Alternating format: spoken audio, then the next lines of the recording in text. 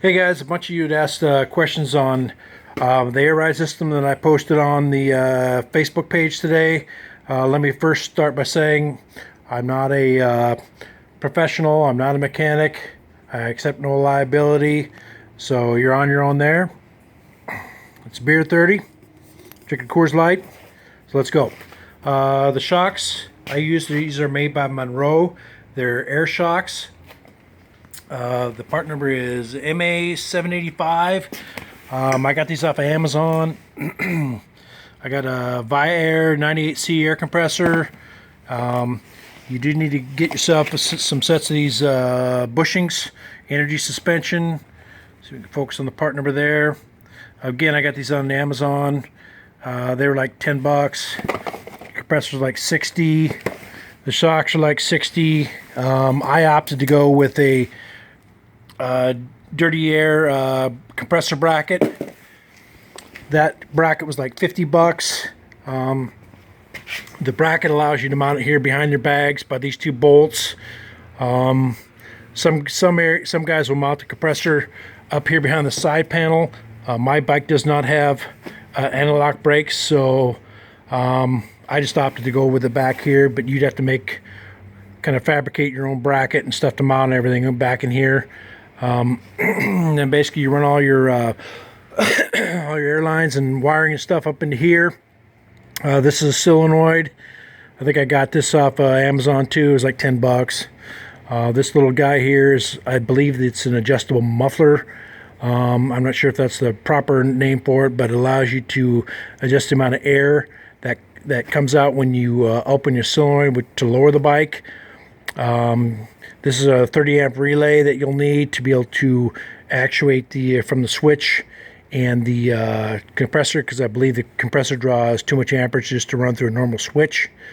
My system, I went with all 1/8 inch airlines.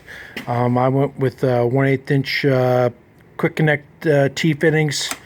That was probably the trickiest part, to try to figure out all your fittings and routing and whatnot. I just went with what I had. I still need to kind of clean it up a little bit. I had to replace these bolts with longer bolts. These are grade 8. When you go to replace the shock bushings, you have to. They're kind of a bitch to get out, and then to get the new ones, those energy, whatever the hell these things are called, energy suspension.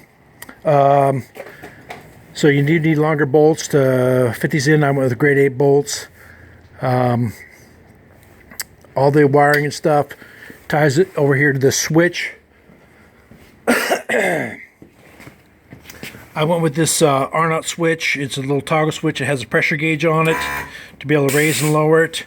I haven't connected the pressure gauge yet because it requires a 1/4 inch airline connection, and I didn't have any fittings that would to be able to route that. So some guys will mount, from what I read online, some guys will mount the compressor up in the front of the fairing. To me, that's probably not a good way to go in case you have an air leak and need to gain access to it. To me, it'd be a real bitch to get at. I know some guys will mount these switches to be able to raise and lower your bike up in here. You gotta buy like some Harley switch pack components. They're kind of pricey. I think I quit counting at about 150 bucks and opted to go with that switch by Arnott. Let's see what else. So a bunch of people had asked, how's it ride? As you can see from all the snow on the ground we got out here, it's been a real mess. It's about 50 degrees today, and it's been pissing down rain all day, as you can see from the big puddles out there. So I haven't had a chance to ride, but I'm looking forward to it. I think that's about it. Oh yeah, one other thing.